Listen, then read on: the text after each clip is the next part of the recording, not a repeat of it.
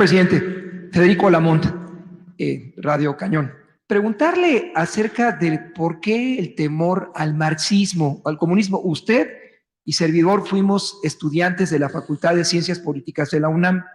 No sé si usted ingresaba con el tomo 1 y el tomo 2 de Marx hasta el inodoro para conocer y profundizar en esa ideología.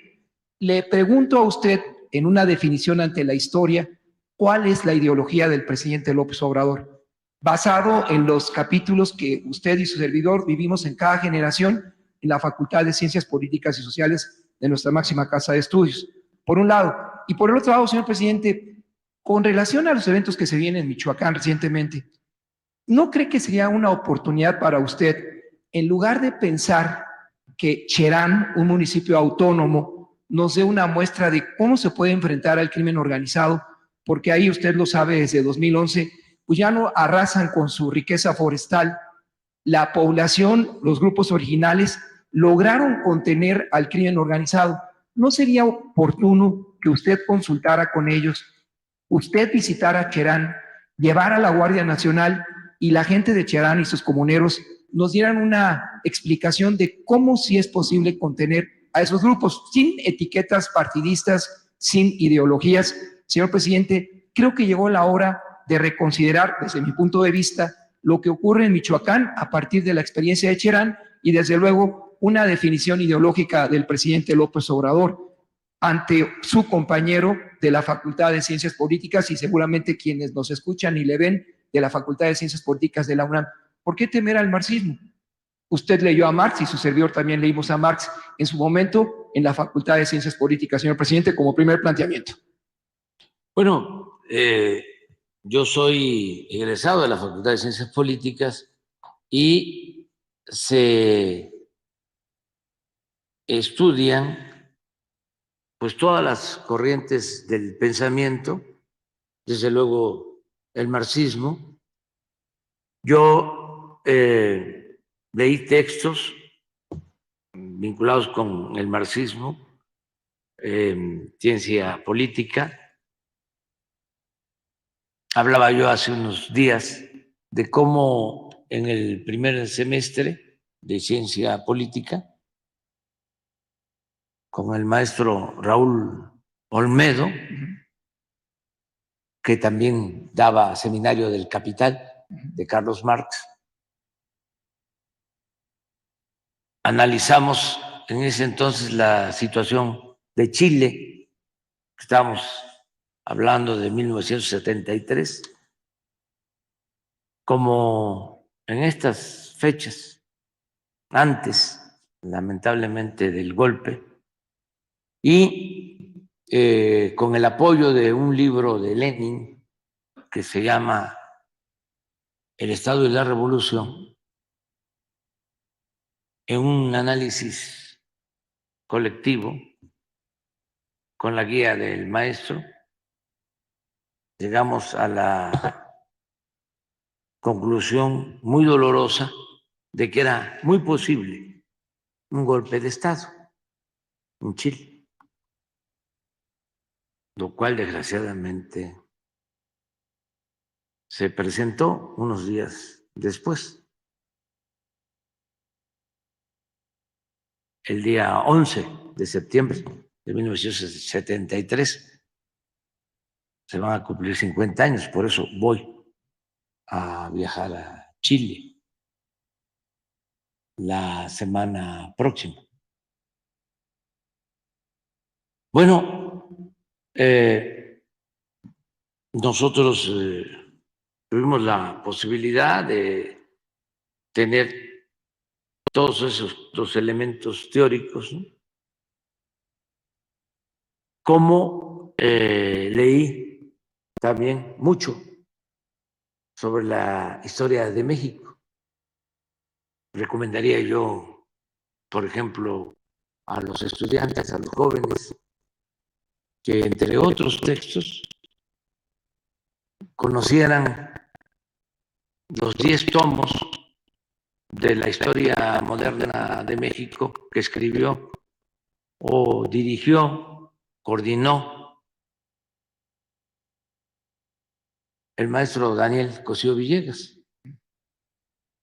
porque es un trabajo de investigación de 30 años sobre la historia de México desde la época de la República restaurada, desde 1877 hasta finales del Porfiriato. Pero leyendo esa investigación que tiene que ver con lo económico, con lo social, con lo político, incluso con lo internacional, entiende uno mucho de lo que es nuestro país en la actualidad, lo que fue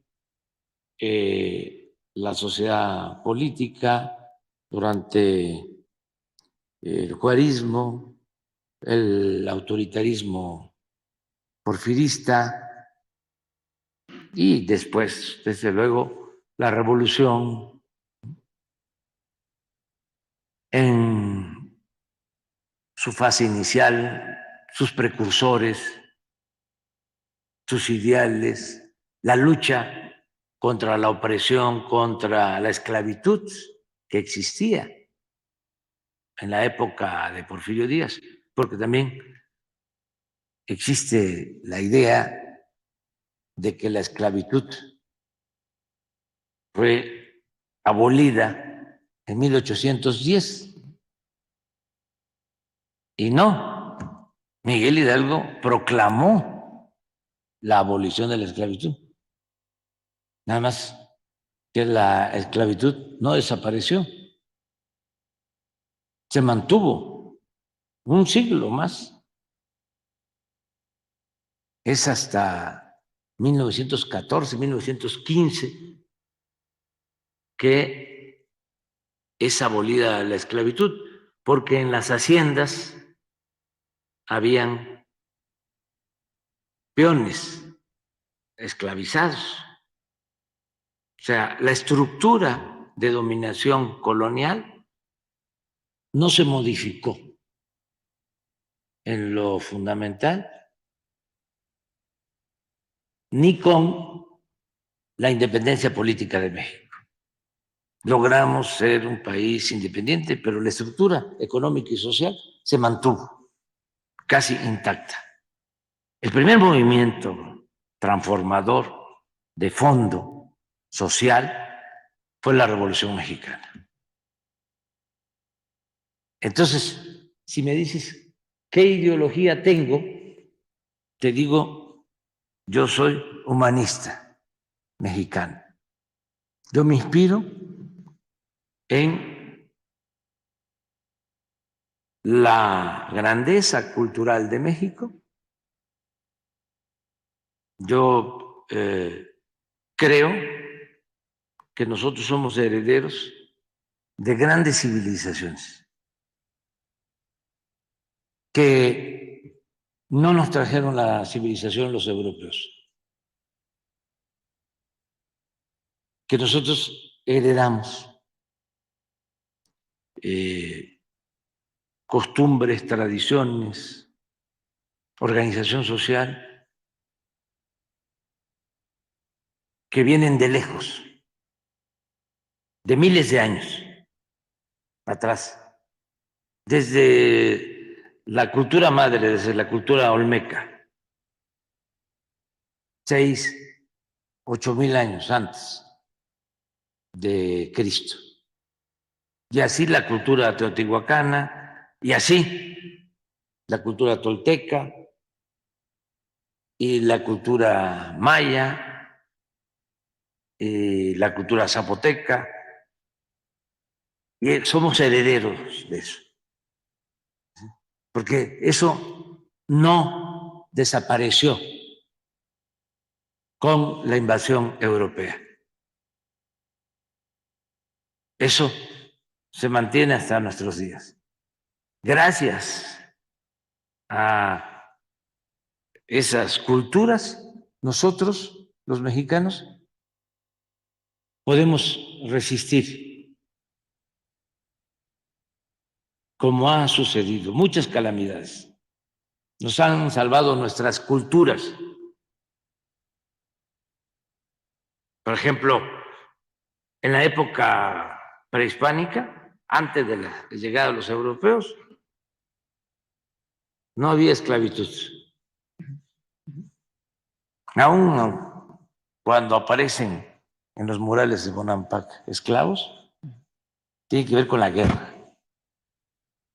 Pero básicamente la gente era libre y sí había una clase gobernante, un poder civil y religioso. Pero el campesino lo que tenía que hacer, era su obligación, era pagar un tributo, una especie de impuesto, pero era libre. Él sembraba para satisfacer sus necesidades, las de la familia, y los excedentes los entregaba a la autoridad, a la clase gobernante. Entonces, lo de la esclavitud hay que analizarlo a fondo, porque los primeros esclavos que se tienen en México son los que somete Hernán Cortés en Puebla. Espérate, es interesante. Entonces, a ver, lo otro que no teníamos, propiedad privada en el manejo de la tierra. La tierra era comunal. Todos tenían el derecho a la tierra. Eso vino también con la invasión europea. Todavía, por ejemplo, en Oaxaca, porque ahí no pudieron ni el presidente Juárez ni Porfirio Díaz cambiar la forma de usufructo de la tierra. En Oaxaca la mayoría de la tierra es comunal. Entonces, esos son valores. Otra cuestión, no había trabajo asalariado. El trabajo era comunitario, era ayuda mutua, era lo que se conoce como la mano vuelta. ¿Sí? Se hacía una casa y todos ayudaban a hacer la casa.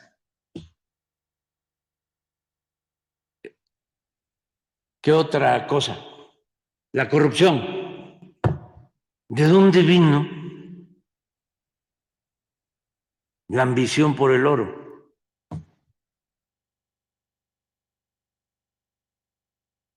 Dice Bernal Díaz del Castillo, en la historia verdadera de la Nueva España, que el tesoro de Moctezuma lo manejaba Cortés y sus allegados, pero que antes de repartirlo, de entregar lo que llamaban el quinto real a la autoridad y quedarse los soldados conquistadores con el tesoro,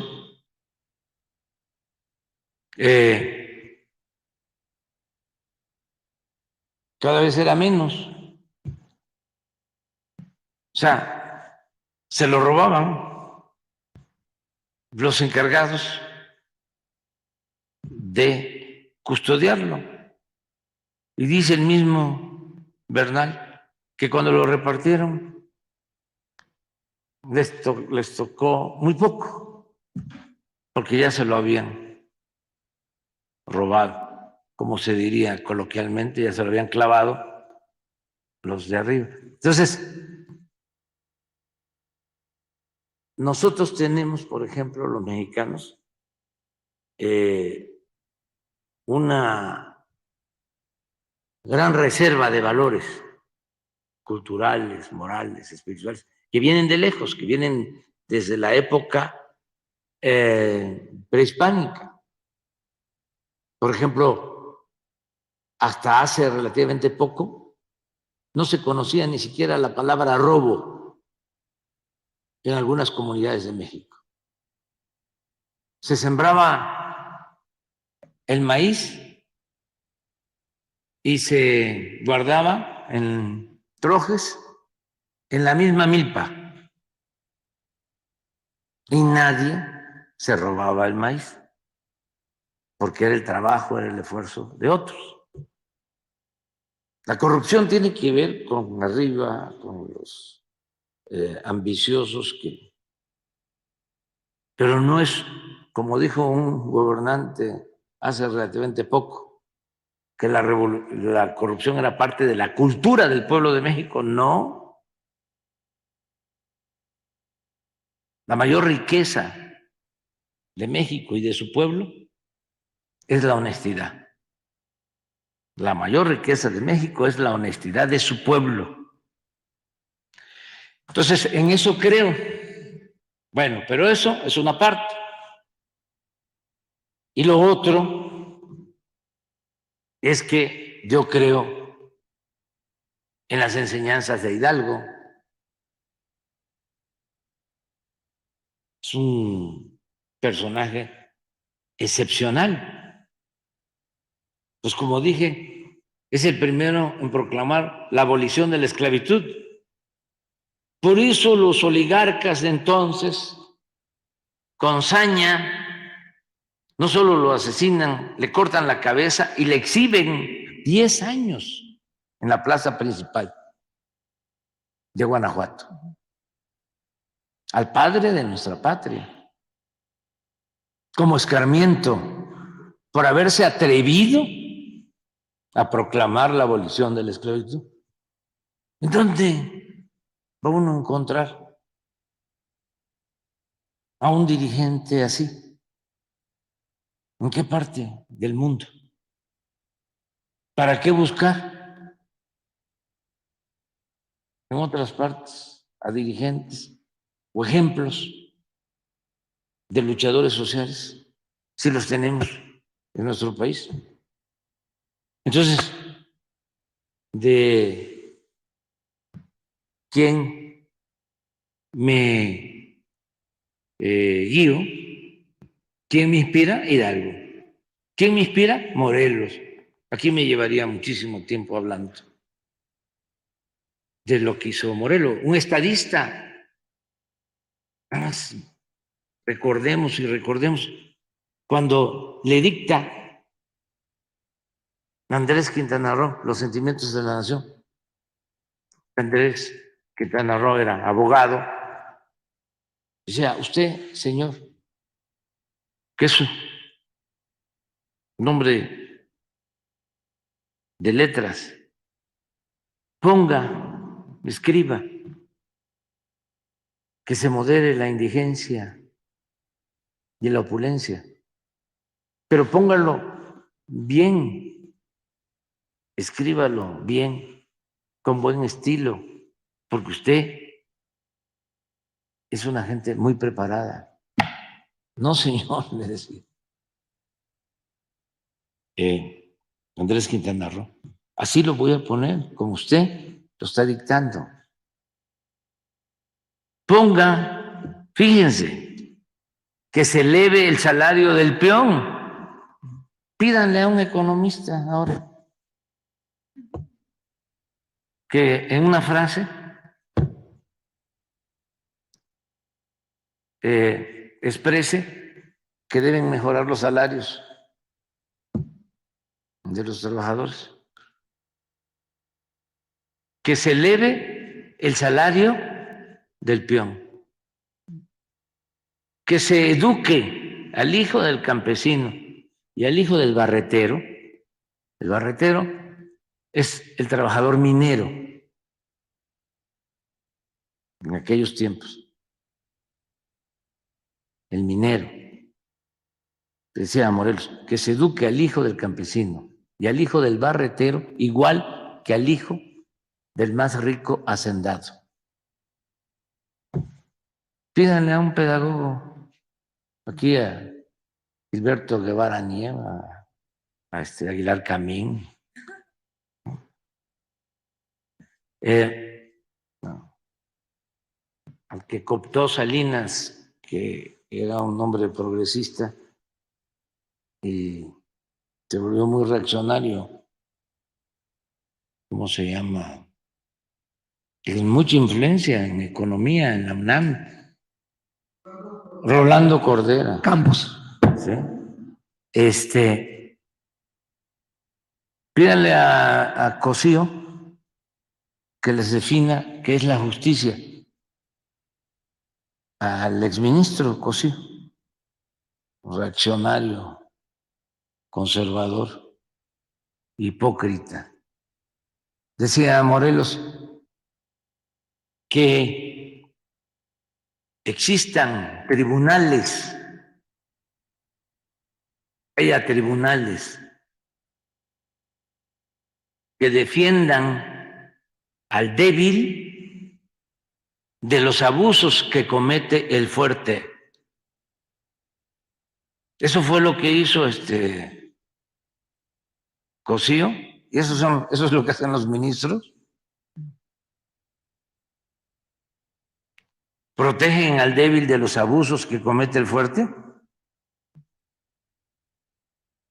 No, pues eso era Morelos. Y si hablamos de Juárez,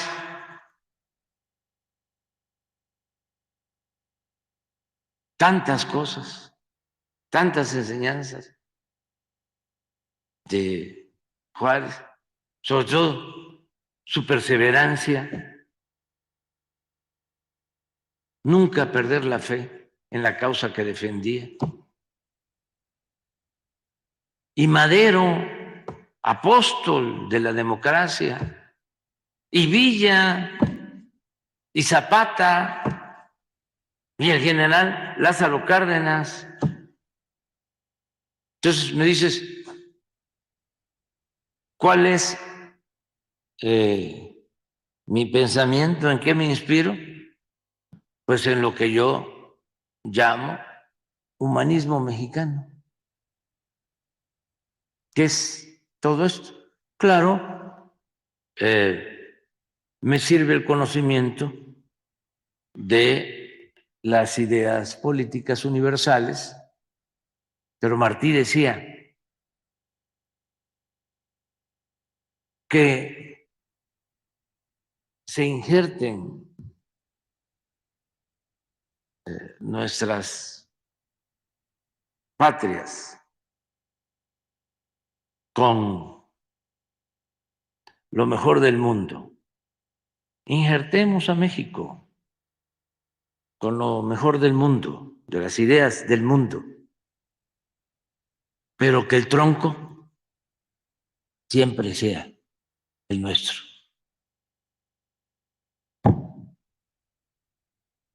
O sea, que primero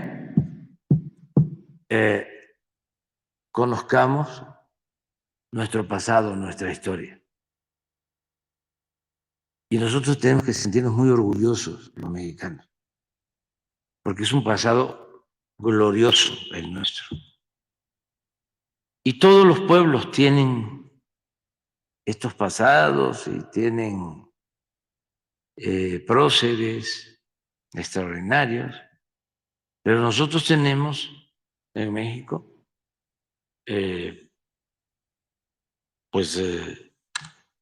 un caudal, una gran reserva de ejemplos de honestidad, de lucha por la justicia. Somos los mexicanos muy fraternos. Tenemos muchos valores, muchos valores. Entonces, no es tenerle miedo al comunismo, no. ¿Qué es el comunismo? La vez pasada lo definíamos. En lo teórico es darle a cada quien según sus necesidades. Eso es el comunismo. Una vez le preguntaron o expresó el Papa Francisco que el cristianismo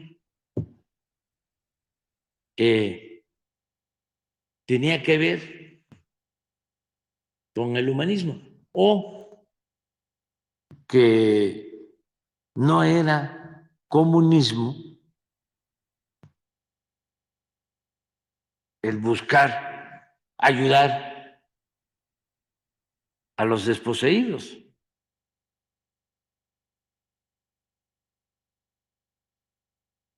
¿Cuál es su frase? Defender al pobre. No es ser comunista. Es el centro del Evangelio. Pero no solo de la religión católica, de todas las religiones. Todos.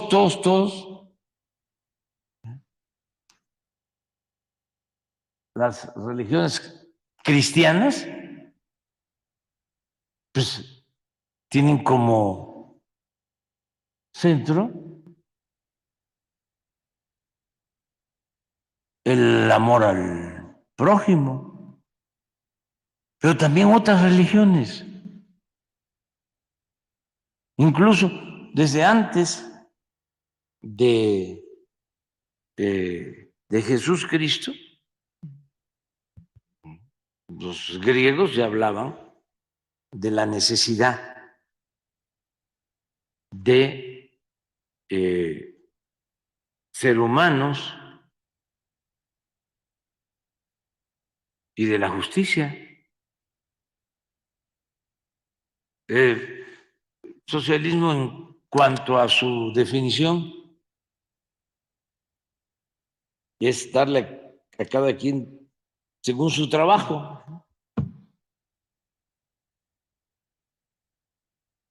Y estos saqueadores, porque eso sí, son muy corruptos los que acusan, ¿no?, de que uno es comunista, populista, paternalista, cuando defiende uno a los pobres o cuando uno está a favor de los pobres. Ellos, ¿sí?, roban, saquean, y eso no es populismo, eso es rescate o fomento.